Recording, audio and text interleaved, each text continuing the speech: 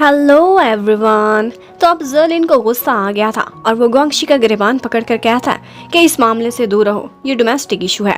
तो आगे से गुआंगशी यिन को अपने पीछे करके कहता है कि डोमेस्टिक इशू को मैं भी अच्छे से हैंडल करना जानता हूँ। और फिर इतने में गुआंगशी के कोलीग्स भी उसकी हेल्प करने के लिए वहाँ पहुँच जाते हैं और यहाँ पर एक इशू क्रिएट हो गया था। इससे ज्यादा बड़ा तमाशा बनता उससे पहले ही यिन जर्लिन को वहाँ से भेज देती है कि मैं फ्री होकर तुमसे मिलूंगी। लेकिन इस सब के बीच बेचारी यिन का फोन भी टूट गया था। यहाँ पर वो गुआंगशी से कहती है कि मुझे अर्जेंट मीटिंग के लिए जाना है, प्लीज मेरे लिए कैब मंगवा दो।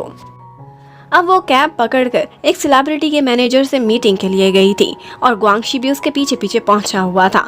एक्चुअली गुआंगशी ने उसके लिए एक नया फोन भी खरीद लिया था और उसमें उसकी सिम भी डालकर सारा कुछ सेटअप किया हुआ था। वो भी उसी होटल की लॉबी में दूर से बैठा उसे देख रहा था जहाँ पर यिन उस वक्त मीटिंग में बिजी थी। गुआंगशी उसके फोन पर इस दफा एक फोन केस भी लगा देता है ताकि अगर ये गिरे तो भी सुरक्षित रहे। अब वहाँ पर बैठा बैठा वो अपने टैब पर उसी को ही ड्रॉ करने लगता है। वो उसे उस टाइम पर बहुत सुंदर लग रही थी और वो इस मोमेंट को कैप्चर करना चाहता था। जबकि उधर हमें यिन को दिखाते हैं वो एक सेलिब्रिटी जी चंग को अपना ब्रांड एम्बेसडर बनाना चाहते थे और उसी के साथ ही शूट करने की सारी डिटेल्स को डिस्कस कर रहे थे। उसकी मैनेजर पहले तो बहुत नखरा दिखाती है और फिर इवेंचुअली उनको थोड़ा बहुत टाइम दे देती है शूट के लिए। अब उन बेचारों को वीकेंड्स पर भी काम करना था और उसके ड्रामा की शूटिंग खत्म होने के बाद किसी तरह से अपने एड्स के फोटो शूट कराने थे। अब जैसे ही यिन अपनी मीटिंग ओवर करके बाहर निकलती है तो गुआंगशी को बाहर देखकर वो हैरान रह जाती है। वो साथ ही साथ उसे फोन भी देता है और उससे कहता है कि मैंने बर्थडे पर तुम्हें कुछ भी नहीं दिया था, समझो ये एक लेट गिफ्ट है। यिन सोचती है कि बहुत एक्सपेंसिव है लेकिन वो पैसे रिसीव करना ही नहीं चाहता था तो बोलती है ठीक है, फिर तुम्हारी बर्थडे पर मैं भी तुम्हें बी फिटिंग सा कोई गिफ्ट दूंगी। लेकिन आगे से गुआंगशी कहता है बर्थडे तो दूर है, अभी के अभी मुझे डिनर तो करा दो। और फिर वो दोनों इकट्ठे बैठकर डिनर करने लगते हैं। यहाँ पर वो बातों बातों में उसे ये बता बैठती है कि मैंने जर्लिन से ब्रेकअप कर लिया है, उसने प्रपोज किया था, मैंने रिजेक्ट कर दिया।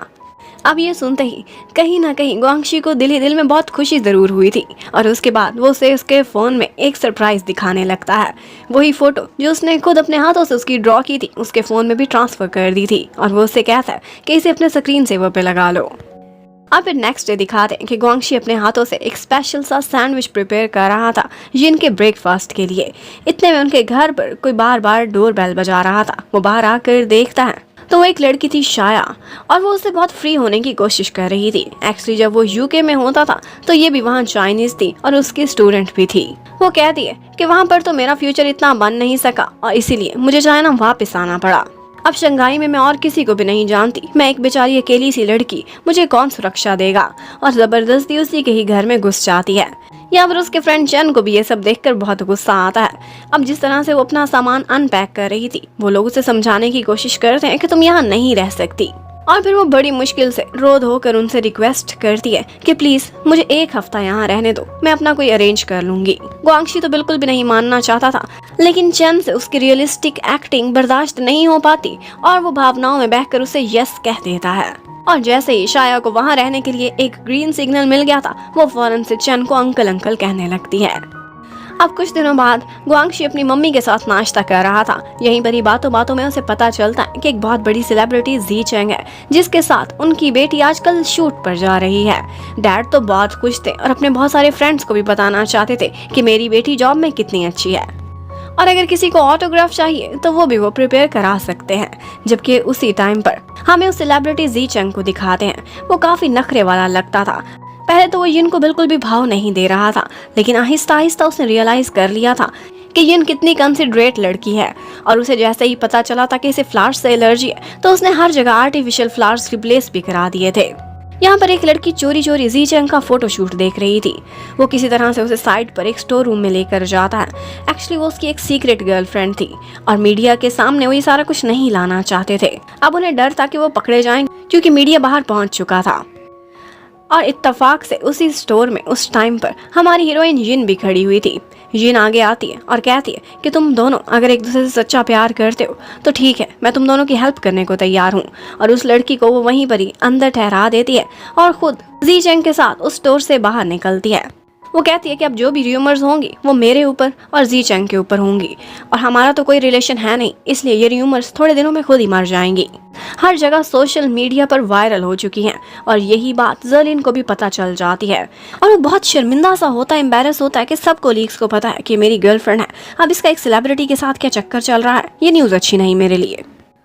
उधर कंपनी में भी बवाल मचा हुआ था, लेकिन जिन सब कुछ एक्सप्लेन करती है कि ऐसा कुछ भी सच नहीं है।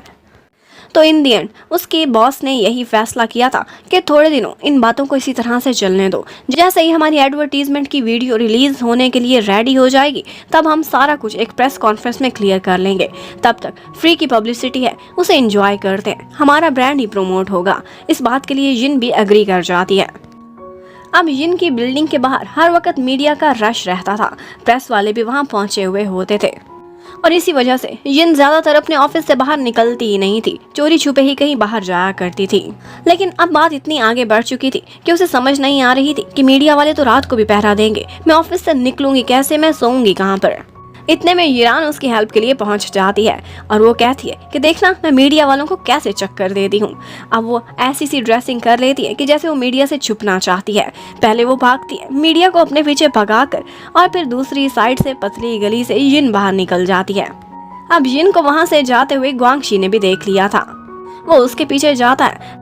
जबकि उधर यिरान जब भाग रही थी तो उसे ग्वांगशी का एक बॉस जिसका नाम याओ था वो मिल जाता है और वो भी उसे देखकर बिना वजह के भागने लग जाता है, इवन कि उसको एक ट्रैश बिन में भी छुपा लेता है। और बाद में यिरान को रियलाइज होता है कि मैं क्यों छुप रही हूँ, मुझे तो मीडिया का कोई डर नहीं था, फिर मैं ट्रैश बिन में क्या कर रही थी।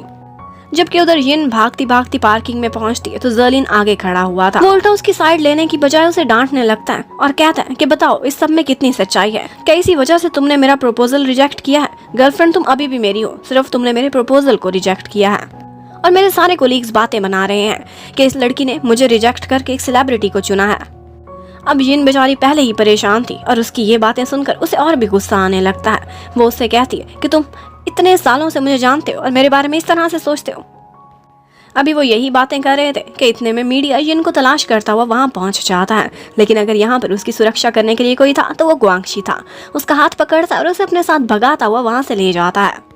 जबकि उधर याओ, उसे तो यिरान की शक्ल में लगता था एक फेरी नजर आ रही है। वो उसे मुंह हाथ धोते हुए देख रहा था तो बस देखता ही रह जाता है। यहाँ पर उसके कॉन्टैक्ट लेंस भी गुम हो जाते हैं तो वो उसकी हेल्प भी करता है। लेकिन ऑल्दो याओ उसमें बहुत इंटरेस्टेड लग रहा था, लेकिन यिरान का जरा अपना ही स्टाइल और अपना ही स्टैंडर्ड था। उसे याओ टाइप के लड़के बहुत फादरली लगते थे। वो उसे इग्नोर कर देती है, लेकिन इतना बोलती है कि तुमने आज लेंस ढूंढने में मेरी हेल्प करी, इसलिए किसी दिन फारिग हुई तो तुम्हें ट्रीट जरूर दूंगी। जबकि उधर जिन और ग्वांगशी अब गाड़ी में जा रहे थे।